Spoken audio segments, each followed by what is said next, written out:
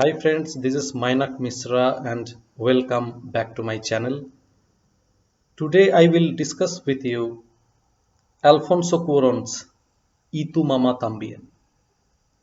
Alfonso Cuarón stepped out of Hollywood and returned to his beloved motherland, Mexico, for his erotic coming-of-age road film Y tu mamá también.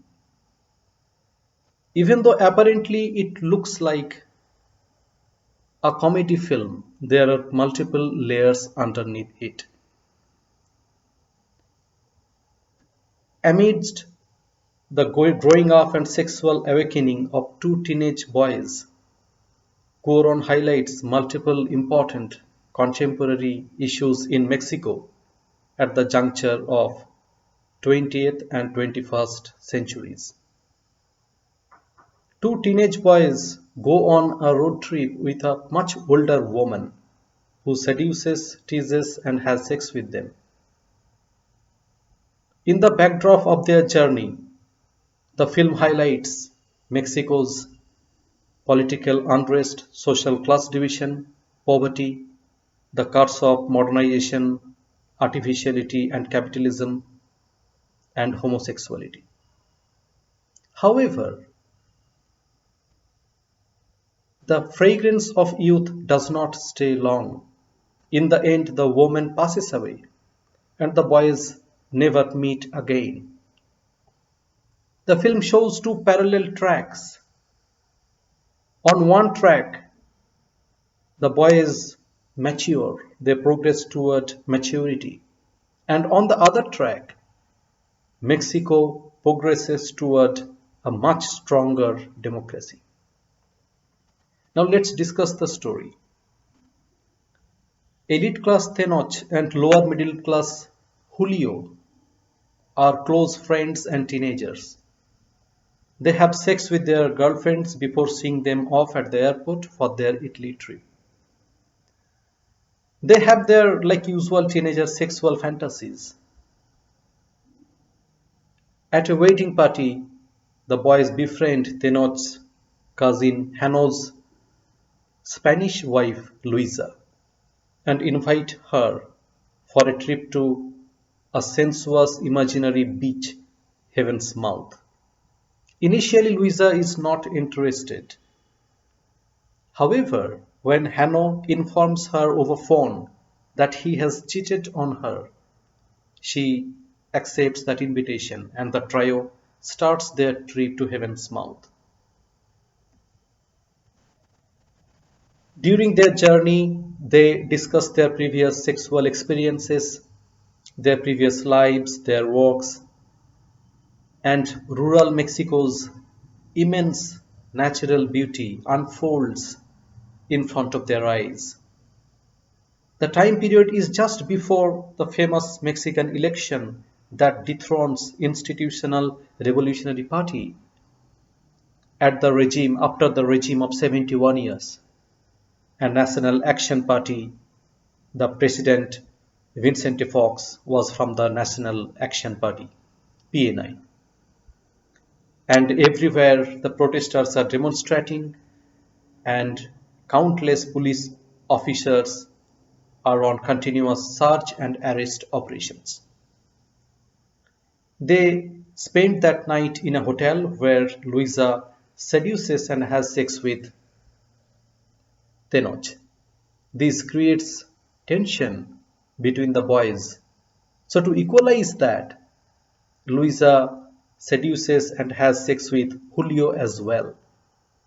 And the boys confess to the fact that they they have had sexual relationship with others' girlfriends. Their car passes by Tepelmeme, Tenoch's nanny's village. However, Tenoch has never visited that village. Suddenly they take a coastal road that leads them to a beach incidentally also called Heaven's Mouth. There they relax and put up a tent which is ransacked by a herd of pigs. They befriend the family of a fisherman called Chui, who resides there. And they spent that night in Chui's village, dancing and discussing their sexual experiences. Tenoch and Julio end up kissing each other. The narrator informs that their return journey was uneventful and quiet.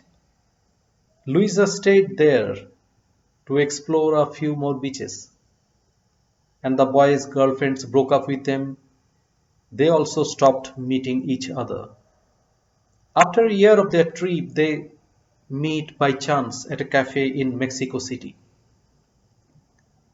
And there, Tenoch informs Julio that Luisa died of cancer a month after their trip. She was well aware of her illness, but she did not disclose it. Tenoch's girlfriend was waiting outside, so he leaves the cafe and they never meet again. So, this is the story.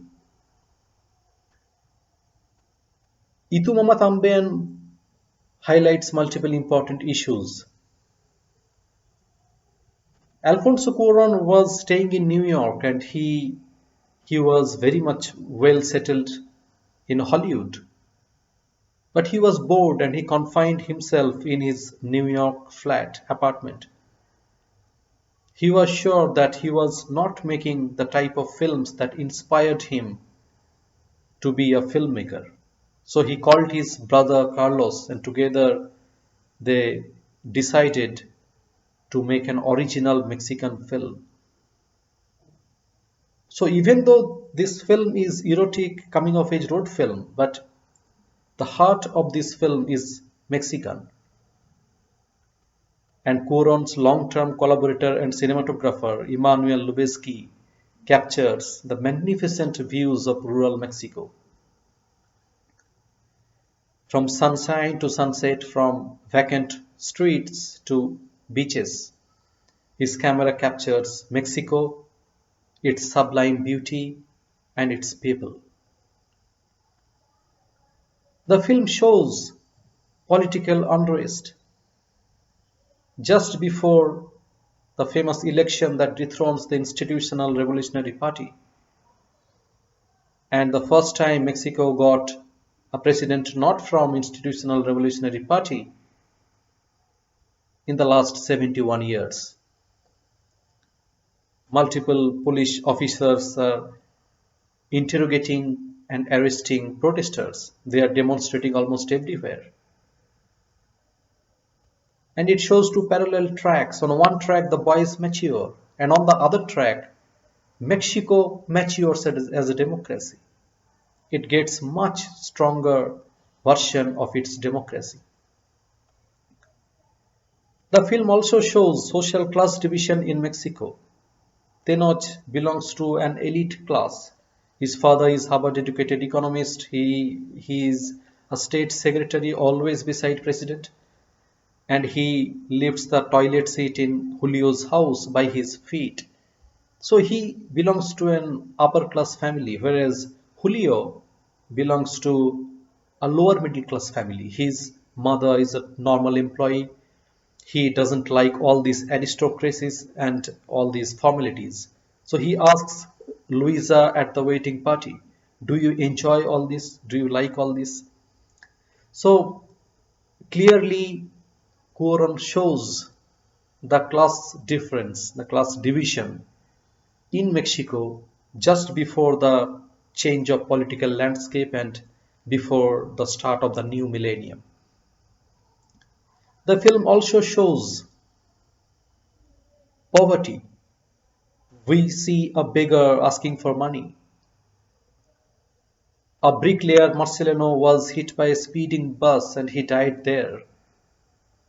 Nobody claimed his body. International Red Cross took his body to a morgue, and from there his family members claimed his body after 4 days. So Cuarón shows the socio-economic condition of Mexico at that time, just before the start of the millennium in 1999. And we see a group of people asking for money in the name of their little queen. The film also shows the curse of modernization and capitalism. Chewie stays on the beach, that is their home, with his family members. But there will be a high-rise hotel there in San Bernabe. So he'll have to relocate to the outskirts of Santa Maria. The narrator informs that he will try to give boat tours, but the local union supported by the tourism board will oppose him. So he will return as a janitor in the same hotel and he will never fish again. So he loses his independent lifestyle. He loses a part of his life, a very important part of his life. So it pretty much shows that yes, we have multiple important buildings and hotels as part of modernization, but always that does not bring happiness, maybe to certain section of people. The film also touches upon homosexuality. Tenoch and Julio, while dancing in Chewie's village, they end up kissing each other. So Cuaron keeps a sense of homosexuality almost in the end. So Cuaron's film touches upon multiple important issues at that time in contemporary Mexico. And that political unrest was pretty much visible. So apparently we will feel that about the film is about a story of young boys who are just becoming mature and in front of a much older woman. But behind that, Cuaron touches upon and highlights multiple important issues.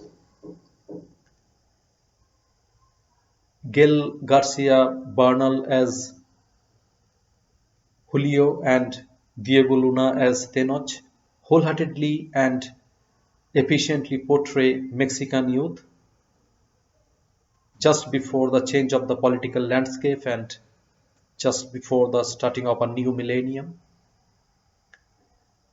Maribel Verdú as Luisa is charming, beautiful, seductive, and at the same point of time playful. John Murphy's music includes multiple soundtracks that establish the theme of the film. Itu Mama Tambien was nominated for Best Original Score at the 75th Academy Awards and 56th BAFTA Awards. It was also nominated for Best Foreign Language Film at the 59th Golden Globe Awards and 56th BAFTA Awards, and has received widespread acclaim. And Cuaron really satisfies his thirst for filmmaking through this film. He returned to his beloved motherland. Ultimately, even though he was well settled in Hollywood, but he had to return to his motherland for this beautiful film. And the way it unfolds rural Mexico's beauty, you have to see this film. I hope you have seen this, and the request goes again. Please subscribe to my channel. Please press the bell icon so that you do not miss regular updates. And thank you so much for watching this video. Thank you so much. Keep supporting me. And if you want to put any comment, put it down below, down the video, so that I can reply. If you want me to review or analyze any other film, please let me know. Thank you so much for all your support. And until I make the next video, thank you. Bye.